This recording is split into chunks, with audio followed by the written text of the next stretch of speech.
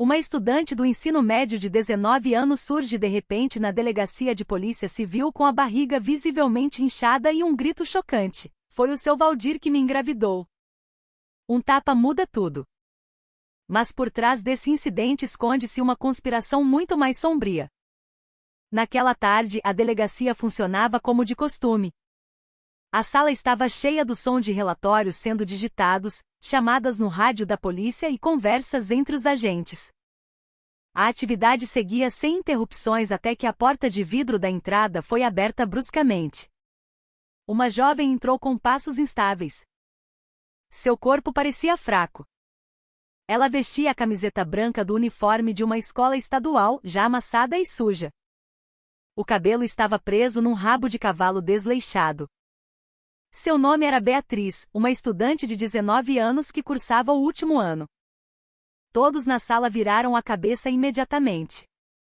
Não apenas por sua aparência perturbada, mas por uma coisa que chamava a atenção: sua barriga. Parecia muito grande, como a de uma mulher no final da gestação, mas a expressão em seu rosto mostrava algo mais do que apenas exaustão física. Beatriz não falou nada ao entrar. Apenas caminhou lentamente até o centro do salão, entre as mesas de atendimento e os olhares confusos dos policiais e escrivães.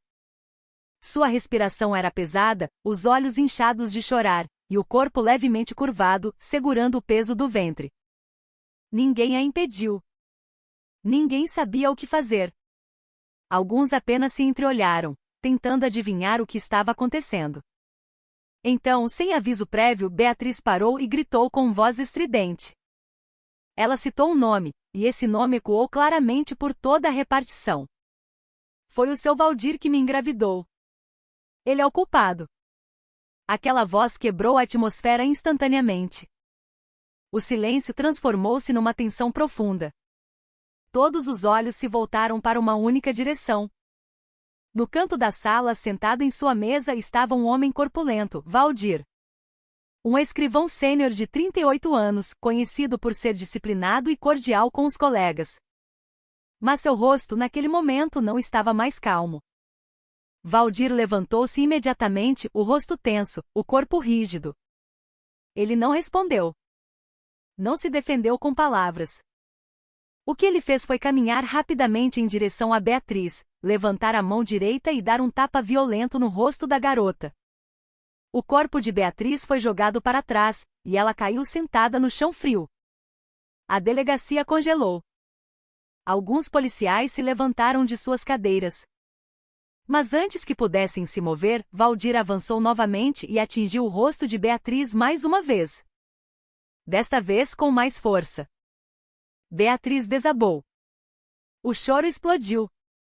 Mas por trás das lágrimas, ela continuou a dizer com voz rouca, porém clara: ele é o culpado. Vocês todos precisam saber. A reação dos agentes foi variada. Alguns correram para conter Valdir, outros ficaram paralisados diante de uma realidade que não fazia sentido. O homem que por tanto tempo foi confiável e respeitado mostrava um lado brutal bem diante de seus olhos. A delegacia, que geralmente era um lugar de busca por justiça, agora era testemunha de uma violência que aconteceu tão rápido, vinda de um agressor que jamais suspeitariam. Mas essa história ainda não acabou. Isso era apenas o começo. Pouco tempo depois da confusão começar, um homem de meia idade entrou apressado na delegacia. Suas roupas estavam gastas, a respiração ofegante e o rosto cheio de preocupação. Ele atravessou a aglomeração de policiais que ainda tentavam controlar a situação. Aquele homem era o Sr. Armando, o pai biológico de Beatriz, e alguns policiais o conheciam do bairro. Eles pensaram que ele tinha vindo para defender a filha ou exigir a responsabilização do agressor. Mas o que aconteceu foi exatamente o oposto. Assim que viu Beatriz sentada no chão, fraca, com o rosto marcado e o corpo tremendo, o homem gritou com ela violentamente: cala a boca, Beatriz! Vai nos fazer passar vergonha até quando? Gritou ele com um tom de fúria que fez vários agentes se calarem, incrédulos com a atitude do pai. Alguns policiais que estavam perto de Beatriz reagiram imediatamente. Uma investigadora se colocou na frente da garota para protegê-la. Mas o pai não se importou. Ele apontou o dedo para Beatriz com o rosto cheio de ódio. Menina ingrata! Por culpa sua, nossa família virou assunto na boca do povo. Disse ele, ainda gritando. Beatriz só conseguia olhar para baixo, mas sua boca ainda estava aberta, tentando explicar, tentando falar, mas sua voz foi quase engolida pelos gritos do próprio pai. Os outros agentes começaram a se entreolhar. A situação, que inicialmente parecia um caso claro entre agressor e vítima, agora parecia cada vez mais complexa. Até a própria família parecia estar do lado do agressor, ou pelo menos rejeitava a verdade dita pela filha. O delegado Fonseca, que observava tudo de longe, finalmente se levantou e caminhou até eles. Ele pediu que um dos agentes levasse o pai de Beatriz para uma sala separada. O senhor prestará depoimento depois. Agora, acalme-se, disse ele de forma breve e firme. O senhor. Armando tentou resistir, mas acabou obedecendo. Segundos depois, ele estava sentado em silêncio, com o olhar vazio. Não chorava, mas também não falava. Parecia que a energia de Beatriz tinha sido drenada não pelos tapas de Valdir, mas pelas palavras do próprio pai, que a apunhalaram por dentro.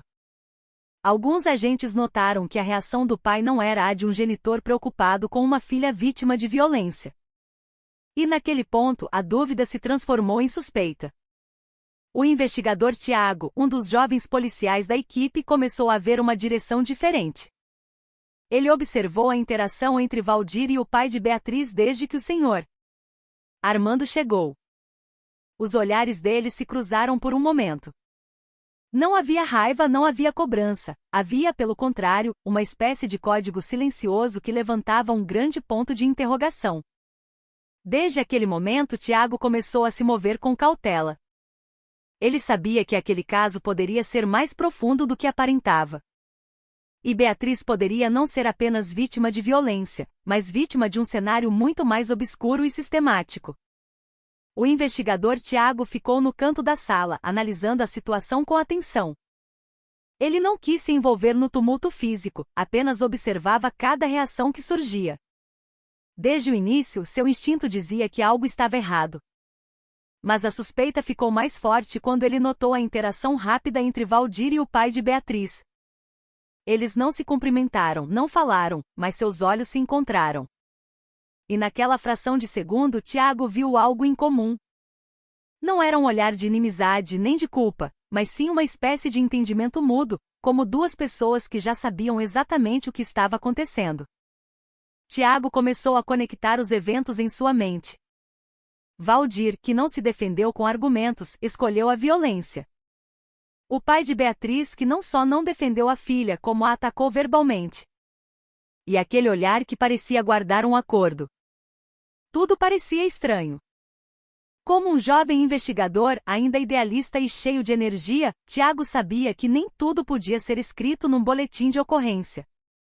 Mas deixar passar algo assim poderia ser uma falha grave na investigação. Ele não queria que aquilo terminasse apenas como um caso de desentendimento doméstico ou assédio isolado. Ele pediu permissão ao delegado para examinar os pertences de Beatriz. Não para buscar provas da gravidez, mas para garantir que não havia rastros ou informações importantes que pudessem esclarecer a condição psicológica e a motivação dela ter ido à delegacia. Quando um dos agentes lhe entregou a mochila de Beatriz, que tinha ficado caída no chão, Tiago começou a abrir o conteúdo com cuidado. Dentro, além de cadernos e itens pessoais, ele encontrou algo que chamou sua atenção: um celular com a tela trincada, mas ainda ligado, e um arquivo de gravação de voz que não tinha sido apagado. Os dedos de Tiago se moveram rápido para abrir o arquivo. Ao reproduzir usando fones de ouvido, as vozes eram muito claras. Dois homens conversavam, e ele reconheceu as vozes. Eram Valdir e o pai de Beatriz. O conteúdo da conversa estava longe de ser um papo comum. Eles discutiam como controlar Beatriz, garantindo que ela não falasse com ninguém, e mencionavam algo sobre tudo ter que estar resolvido antes do bebê nascer. Tiago levantou-se imediatamente, o rosto tenso. Aquilo não era mais uma suspeita de violência comum. Já tinha entrado no terreno da conspiração e do conluio. E a primeira prova estava em suas mãos. Sem perder tempo, o investigador Tiago levou o celular de Beatriz para uma pequena sala nos fundos, garantindo que ninguém o observava. Ele sabia que o que estava fazendo não era o procedimento padrão, mas uma emergência como aquela exigia iniciativa. O celular ainda funcionava apesar da tela quebrada. Tiago abriu a galeria de áudios e encontrou uma gravação de 8 minutos. O nome do arquivo era simples, gravação 20 de maio. Tiago colocou os fones, sentou na cadeira e apertou o play. A primeira voz que ouviu foi a do pai de Beatriz, seguida pela voz de Valdir. A clareza das vozes não deixava dúvidas. O conteúdo da conversa fez Tiago franzir a testa. Eles falavam de Beatriz como um problema a ser resolvido. Frases como "ela está cada vez mais difícil de controlar, temos que ser rápidos, e antes do bebê nascer tudo já tem que estar limpo" apareciam repetidamente. Tiago ouviu outra frase ainda mais marcante: "a gente não pode deixar ela abrir a boca na polícia. Tudo pode desmoronar." Aquilo era suficiente para confirmar que ambos estavam envolvidos em algo muito maior do que um simples caso de abuso. Ela não era apenas uma vítima de agressão. Ela era alvo de um esforço sistemático para ser silenciada. Ao terminar de ouvir a gravação, Tiago salvou imediatamente o arquivo em seu pendrive pessoal. Ele sabia que aquela informação não podia ser jogada a público de imediato, mas também não podia guardar para si. Decidiu que entregaria uma cópia ao delegado Fonseca o mais rápido possível. Mas antes disso, voltou a vasculhar a mochila de Beatriz, procurando documentos ou anotações extras. Encontrou um papelzinho amassado com uma letra cursiva trêmula: "Se acontecer alguma coisa comigo, o arquivo está aqui." Eles todos fazem parte do jogo. Aquela frase curta confirmava o que ele já tinha ouvido. Não era uma confissão espontânea, era um passo planejado por Beatriz, pois ela sabia a situação que enfrentaria. Tiago devolveu a mochila ao lugar original, garantindo que ninguém desconfiasse que ele havia encontrado provas cruciais. Saiu da sala dos fundos com o rosto inexpressivo, como se nada tivesse acontecido. Mas em sua mente um novo plano se formava. Ele percebeu que agora não era apenas um investigador, mas testemunha de uma conspiração maior. O próximo passo não era apenas processar Valdir, mas desmontar a rede, incluindo quem quer que estivesse por trás dos dois. E ele sabia que o tempo era curto. Após garantir a cópia da gravação, o investigador Tiago continuou a examinar o conteúdo da mochila. No meio dos cadernos escolares, encontrou um envelope branco dobrado 2 vezes, escondido dentro de uma agenda. Ao abrir, viu que continha impressões de extratos bancários. Os nomes nos documentos eram chocantes, um em nome de Valdir, outro em nome de Armando, o pai de Beatriz. Mas o que mais chamou a atenção de Tiago foi a coluna da fonte dos recursos. Nos últimos 2 meses, havia transferências periódicas de remetentes disfarçados como CVBA e GTR Holdings. Nomes desconhecidos no banco de dados local. A quantidade de dinheiro transferida não era brincadeira. Em um mês, a conta de Valdir recebeu um total de mais de R$10 mil, enquanto a do pai de Beatriz recebeu quase R$20 mil. Valores totalmente incompatíveis com suas profissões e realidade social. Mais suspeito ainda, as transações seguiam um padrão regular, sempre nos dias 5 e 20 de cada mês. Tiago notou que o sistema de transferência usava uma rede bancária privada, com remetentes de fora da cidade, até de fora do estado. Isso significava que não era um caso doméstico, havia outros atores envolvidos tentando ocultar o fluxo do dinheiro. Ele fotografou todos os documentos e enviou cópias digitais para o banco de dados da investigação interna através de um canal seguro. Também fez anotações manuais, garantindo que cada número e código de referência fossem registrados. Tiago sabia que aquilo poderia ser a chave para rastrear quem era, de fato, o mandante de tudo aquilo. Se seguissem o dinheiro até o fim, provavelmente encontrariam a identidade de quem estava pagando Valdir e Armando para controlar a garota. Agora, as provas que ele reuniu iam muito além de um BO de lesão corporal. Havia áudios, provas financeiras e indícios de que Beatriz era alvo de um grupo organizado. Mas Tiago também sabia que se quem organizava isso era forte o suficiente para usar empresas de fachada, ele não poderia agir sozinho. Decidiu que naquela mesma noite encontraria o delegado Fonseca e abriria o jogo. Porque aquilo não era mais sobre quem bateu em quem, mas sobre uma rede criminosa tocando a instituição por dentro. O delegado Fonseca, titular da delegacia, conhecido por ser calmo e falar pouco, na verdade já guardava suspeitas há muito tempo sobre algo maior que os casos cotidianos. Há meses ele investigava discretamente indícios de uma rede de exploração de jovens mulheres, pistas que surgiam em relatórios vagos de evasão escolar, desaparecimento de adolescentes e casos de violência doméstica que nunca se resolviam. Nunca havia prova suficiente para um inquérito aberto. Mas havia um padrão e Fonseca, com 20 anos de polícia, sabia bem, se há padrão, há um sistema.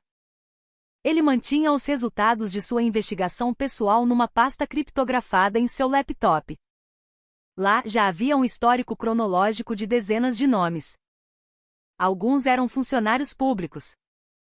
Outros, civis conectados numa rede informal de vigilância. Mas faltava o gatilho para abrir uma investigação oficial. Tudo era muito nebuloso até o dia em que Beatriz entrou em sua delegacia com o corpo fraco, voz alta e acusações que causaram o tumulto. Para Fonseca, a chegada de Beatriz foi o ponto de virada que ele esperava. Após receber o relatório inicial do investigador Tiago e examinar pessoalmente as cópias dos áudios e os extratos bancários, tudo ficou claro. O que ele montava como hipótese agora ganhava forma. Nomes que antes estavam apenas na fronteira da suspeita começaram a se conectar.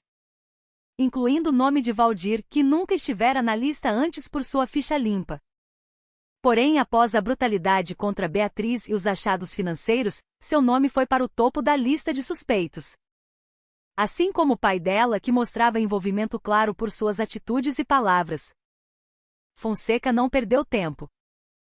Ele reativou os canais de comunicação confidenciais com a Corregedoria e o Serviço de Inteligência da Secretaria de Segurança Pública. Enquanto mantinha o sigilo para que o processo não vazasse, começou a reorganizar as táticas. Beatriz foi transferida para um local mais seguro. Alguns agentes de confiança foram designados, não oficialmente, para monitorar os passos das pessoas ligadas aos nomes da lista. Para o delegado, não era apenas o resgate de uma adolescente. Era uma tentativa de limpar sua instituição de uma rede que tentava esconder crimes atrás do distintivo. E para Fonseca não havia espaço para acordo. Naquela noite a delegacia, geralmente calma, virou o centro das atenções da mídia. O delegado Fonseca decidiu convocar uma coletiva de imprensa oficial, transmitida nacionalmente por canais de TV e internet. Ele ficou de pé no pódio, com o uniforme completo e expressão séria. Atrás dele, oficiais perfilados em silêncio criavam uma imagem de que a polícia falava em uníssono. Fonseca abriu a coletiva sem rodeios. Declarou que havia ocorrido um crime grave envolvendo agentes internos e a própria família da vítima. Explicou a cronologia brevemente. Uma estudante de 19 anos veio à delegacia com uma confissão e sofreu violência física do suspeito ali mesmo. Após a perícia, foram encontradas provas de áudio e transferências bancárias significativas de fontes anônimas para o suspeito e o pai da vítima. Todas as provas foram asseguradas.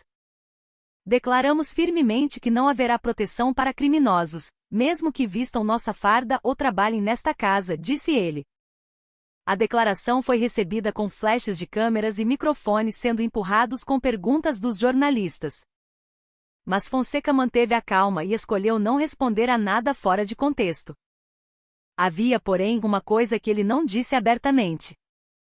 O nome de peso que ele encontrou na investigação preliminar, que aparecia por trás do fluxo de dinheiro e era citado em comunicações internas de Valdir e do pai de Beatriz. Um nome que estava numa posição acima do alcance de uma delegacia distrital. Uma figura ainda ativa nas altas esferas do governo. Fonseca sabia que citar esse nome agora só traria uma pressão contrária que poderia perigar a investigação e a vida das testemunhas. Então, apesar da pressão para revelar tudo, ele segurou a parte mais crucial da descoberta daquela noite. Após a coletiva, Fonseca voltou para sua sala em silêncio. Ligou o laptop, abriu a pasta Prioridade D e destacou um nome que agora era o centro do mapa. Ele sabia que se desse um passo em falso, tudo poderia ser abafado. Mas se conseguisse manter o ritmo, aquilo seria o início da queda de uma conspiração muito maior. Em suas mãos não estava apenas o caso de Beatriz, mas a porta de entrada para um sistema sombrio que parasitava a lei há muito tempo. E naquela noite ele decidiu que não pararia ali. Na manhã seguinte, os resultados das interceptações enviadas pela inteligência chegaram à mesa do delegado Fonseca. Na pasta marcada como confidencial havia transcrições de conversas entre duas pessoas ainda não identificadas. A conversa ocorreu via linha criptografada, mas a equipe digital conseguiu recuperar partes. Alguns trechos eram claros. Entre eles, a menção repetida a alguém que chamavam de T. Essa figura não era tratada como uma pessoa comum, mas como o organizador principal. Frases como "se o T mandou ficar quieto, a gente obedece", e "enquanto o T segurar o pessoal lá dentro, o caso desaparece sozinho", reforçavam que T era o ator principal com poder nos bastidores. O nome não apareceu só uma vez, foi citado em várias gravações, tanto por Valdir quanto por contatos externos. O que tornava tudo mais sério era uma afirmação explícita num trecho: "Deixa a garota gritar na delegacia, não vai chegar no T. Ele está acima disso tudo." Não era mais só sobre agressor e vítima, era sobre um sistema. E T era quem controlava esse sistema. De um lugar inalcançável pela lei comum. O delegado Fonseca instruiu imediatamente uma varredura de dados e a coleta de nomes de oficiais da ativa ou reformados e políticos que pudessem bater com essa inicial, especialmente os que tiveram relação com Valdir ou o pai de Beatriz em contextos administrativos ou de negócios. Porém, essa busca não podia ser aberta. Não havia provas suficientes para arrastar ninguém graúdo para a justiça sem riscos. Especialmente se T ainda estivesse ativo ou tivesse conexões no centro do poder. Qualquer movimento errado poderia ser fatal para a investigação e para a segurança das testemunhas. Fonseca escolheu o caminho seguro: ampliar a vigilância, reforçar a proteção de Beatriz e multiplicar as cópias dos dados da investigação, distribuindo-as automaticamente para parceiros de confiança caso algo acontecesse com ele ou sua equipe. Com a entrada de T no mapa, o caso mudou oficialmente de patamar. Não era mais apenas agressão, nem só exploração de uma vítima, mas sobre uma figura central capaz de fechar, organizar e controlar o aparato estatal das sombras. E uma certeza estava na mente do delegado: até que a identidade de T fosse revelada e sua rede cortada, ninguém estava realmente seguro. Após o incidente na delegacia e a confirmação de uma rede maior, Beatriz foi transferida oficialmente para uma casa de abrigo sob tutela do Programa de Proteção a Vítimas e Testemunhas. A transferência foi feita à noite com escolta descaracterizada. Apenas 3 oficiais sabiam o local exato. O procedimento seguia o protocolo de alto risco. No entanto, mesmo chegando a um local fisicamente mais tranquilo e isolado do público, Beatriz não se sentia segura. Ela repetia várias vezes que sentia estar sendo vigiada, mesmo quando não havia ninguém por perto. Todas as noites, Beatriz dizia ouvir carros parando perto do portão. Ela também sentia vultos passando do lado de fora da janela do quarto. Embora a segurança do perímetro fosse considerada rígida, os funcionários do abrigo tentavam acalmá-la, dizendo ser efeito do trauma. Mas relatórios de distúrbios começaram a ser registrados. Um dos guardas noturnos reportou que o sensor de movimento lateral foi ativado por 14 segundos, mas nada foi encontrado na verificação. As câmeras de segurança também sofreram interferência de sinal por alguns minutos. Beatriz ficou mais ansiosa. Recusava comida de fora, escrevia notas à mão e posicionava seus pertences de uma forma específica, tirando fotos toda noite. "Se algo mudar de lugar, é porque eles entraram", disse ela a uma assistente social. Embora não houvesse prova clara de invasão, o sentimento de Beatriz não foi ignorado. O delegado Fonseca adicionou uma equipe de inteligência paisana num raio de 300 metros da casa. Mas a dúvida crescia: seria paranoia ou um sinal de que a rede ainda caçava? Pois se T realmente tinha gente lá dentro, nenhum lugar era 100% seguro. Nem mesmo as instalações projetadas para a proteção.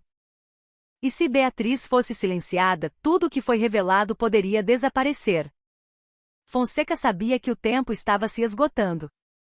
Numa noite por volta das 2 da manhã, a calmaria do abrigo se transformou em terror. Um segurança fazendo a ronda no corredor do segundo andar parou bruscamente em frente ao quarto de Beatriz. No chão, bem na porta, havia uma boneca de bebê. Não era um brinquedo normal, mas uma boneca velha, suja e rasgada, com manchas vermelhas imitando sangue seco na cabeça e no peito. O segurança entrou em alerta máximo. Bateu na porta de Beatriz devagar e chamou apoio. A situação foi gerida sem acordar a vítima de imediato. Ao levantar a boneca, viu-se um papel dobrado escondido na roupinha. O papel estava amassado, mas a mensagem era clara: sua boca traz desgraça. Fique quieta antes que tudo desmorone. As palavras estavam em letras de forma, escritas com marcador vermelho, com um grande X desenhado embaixo. Uma ameaça clara e direta. Não era vandalismo aleatório, era um recado. O agente reportou ao superior às 3 da manhã. Fonseca não ficou surpreso. Pelo contrário, aquilo provava que a rede estava ativa, monitorando Beatriz e jogando sujo. No dia seguinte, a segurança foi redobrada. O circuito interno foi revisado, mas o resultado foi nulo. Nenhuma gravação de quem colocou a boneca. O registro do portão não mostrava intrusos. Isso significava que o culpado podia ter acesso interno ou sabia entrar sem deixar rastros. O estado psicológico de Beatriz piorou. Ela ficou mais quieta e começou a registrar cada interação num caderno. Se eu ficar quieta, eu sumo, se eu falar, sou caçada, escreveu ela. Fonseca sabia que aquilo não era mais um processo legal comum. A ameaça mostrava que a rede não queria apenas fechar o caso, mas aterrorizar a testemunha psicologicamente. E se eles ousavam entrar no abrigo, então não havia garantia de que os próprios guardas fossem confiáveis. Uma decisão foi tomada naquela noite: todos que sabiam da investigação, todos que tocaram nas provas e todos próximos a Beatriz seriam reavaliados. Ficava claro que o inimigo não era apenas astuto, mas estava perigosamente perto. À medida que a investigação aprofundava, a pressão dentro da própria instituição aumentava. Alguns policiais que antes apoiavam a apuração começaram a mudar de atitude. Houve pedidos de licença repentinos sem motivo claro. Outros evitavam as reuniões de briefing. 3 membros da corregedoria pediram desligamento oficial da força-tarefa, alegando motivos pessoais sem detalhes. Mas para o delegado Fonseca, isso era sinal de que o medo estava se espalhando. Nos corredores e grupos de mensagem, circulavam sussurros sobre a figura chamada T. Ninguém sabia ao certo quem era, mas a narrativa dizia que T não era peixe pequeno. Diziam ser um general, um reformado, um ex-figurão com longa experiência no aparato, que mantinha acesso a redes de poder, militares e financeiras. Havia boatos de parentesco com um alto escalão de Brasília. O nome nunca era dito por completo, mas apenas a letra e a fama sombria eram suficientes. Mexer com T era brincar com fogo. O clima na delegacia mudou drasticamente. Nem todos acreditavam, mas a maioria preferia a cautela. Alguns começaram a recusar receber documentos da equipe de Beatriz. Agentes de inteligência sugeriram a Fonseca passar o caso para a Polícia Federal ou para a capital, para evitar riscos políticos locais. Mas Fonseca recusou.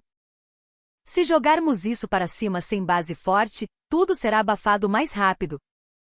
Vamos firmar a base legal aqui antes de subir, disse numa reunião fechada. Porém, ele sabia que a confiança interna estava rachando. E quando o medo atinge a equipe, a investigação não só trava como começa a vazar. Para conter isso, Fonseca restringiu o acesso aos dados. Apenas 3 pessoas podiam guardar os documentos originais: ele mesmo, o investigador Tiago e o chefe da unidade de crimes cibernéticos. Ele sabia que nessas condições, o perigo maior não era o inimigo externo, mas o traidor dentro do sistema. Numa noite que deveria ser comum, o pesadelo da equipe começou. O investigador Tiago, o jovem que desde o início mais se dedicou a cavar provas, não voltou para casa. Sua esposa ligou dizendo que desde a tarde não conseguia contato. Fonseca ordenou buscas discretas imediatamente. Horas depois, uma patrulha encontrou o carro descaracterizado de Tiago estacionado na beira de uma estrada perto de um rio, a 9 quilômetros do centro. O carro estava trancado, motor frio, sem sinais de luta. Carteira e celular sumiram. Mas o mais suspeito, o laptop de trabalho de Tiago, que ele levava para todo lugar, também sumiu. Nele estavam dados brutos, cópias dos áudios, extratos e um mapa de conexões, além de notas de conversas informais com Beatriz. Até o pendrive de backup do porta-luvas desapareceu. Sem sangue, sem danos ao veículo. Tudo limpo demais. Fonseca concluiu na hora: não foi sequestro relâmpago, não foi assalto. Foi uma queima de arquivo executada por quem sabia quem era Tiago, o que ele carregava e a importância da informação. No dia seguinte, a investigação interna não foi divulgada. Fonseca manteve o desaparecimento de Tiago em sigilo para evitar que a rede acelerasse a destruição de provas. Mas ele garantiu uma coisa: só ele tinha a cópia mestre de tudo que Tiago coletou, num servidor local criptografado com autorização dupla. Fonseca sabia que a única razão da informação não ter vazado ainda era porque Tiago evitava a nuvem. A situação provava que não enfrentavam uma gangue pequena. A rede podia fazer um policial sumir sem deixar rastro, aterrorizar testemunhas e infiltrar abrigos. Fonseca, sentado sozinho em sua sala, olhou para o organograma na parede. Circulou a foto de Tiago em vermelho e murmurou: se o Tiago sumiu, qualquer um de nós pode ser o próximo. Mas eu não vou recuar. Ele sabia que a única saída era ir até o fim, custasse o que custasse, e expor quem era T.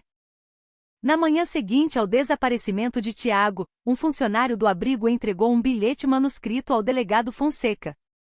Era uma folha arrancada de caderno, dobrada, entregue por Beatriz horas antes de dormir na noite anterior. O conteúdo era curto, não mais que 4 linhas, mas o impacto foi imenso. Fonseca leu com a testa franzida. A letra era inconfundivelmente de Beatriz. Se eu sumir, continue doutor. O T não é uma pessoa só. Eles são um sistema. O bilhete não era um desabafo, era um aviso e um testamento. Beatriz sabia o risco desde que entrou na delegacia. Ela não era apenas uma garota emotiva, ela tinha vindo com dados e coragem. Mas agora, após a boneca ensanguentada, a sensação de vigilância e o sumiço de Tiago, ela sabia que sua vida estava por um fio. O bilhete provava que ela não desistiria, mas aceitava a possibilidade de desaparecer a qualquer momento. Fonseca guardou o papel na pasta de prioridade máxima. Aquilo se tornou um lembrete pessoal de que a luta não era mais prender um culpado, mas enfrentar o mecanismo oculto nas instituições. A frase "eles são um sistema" poderia soar exagerada para alguns, mas não para Fonseca. Ele sabia que redes de poder sujo nunca operam sozinhas. Sempre há uma cadeia, sempre há máscaras. A partir daquele dia, Fonseca tomou medidas extras. Cada novo dado era copiado para servidores externos independentes, acessíveis apenas por ele, um colega sênior na capital e uma ONG de direitos humanos em quem confiava.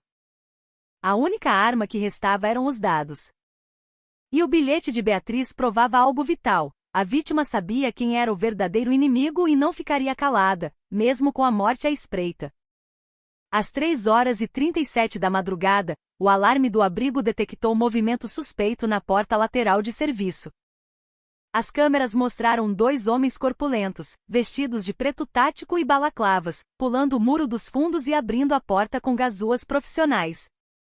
Eles entraram em formação militar, movendo-se rápido em direção ao quarto de Beatriz. Mas antes de avançarem, a equipe de guarda, em alerta máximo desde o incidente da boneca, interceptou-os no corredor. Disparos de advertência foram feitos, fazendo um dos invasores fugir pelo muro. O outro foi rendido. O invasor capturado não tinha documentos. Na revista, encontraram apenas um canivete, um bloqueador de sinal de alarme e um celular criptografado. Ele foi levado para a delegacia vivo. Porém, na manhã seguinte, quando seria interrogado, foi encontrado morto na cela, enforcado com tiras de sua própria roupa íntima.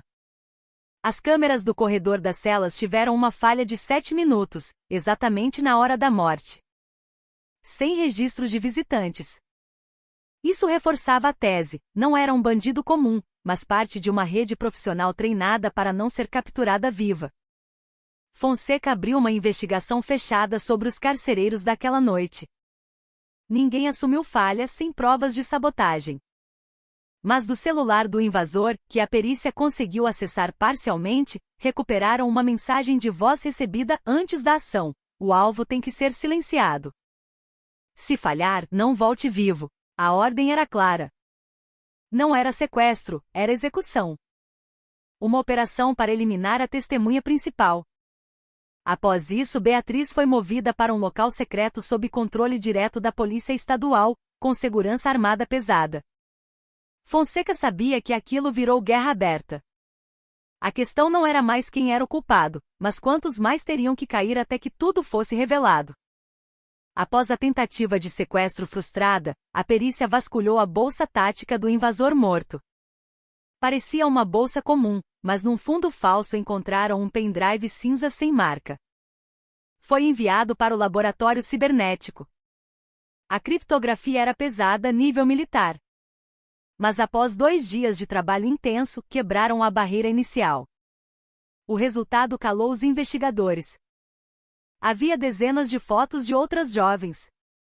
A maioria com uniformes escolares ou roupas simples. Muitas nunca tinham prestado queixa.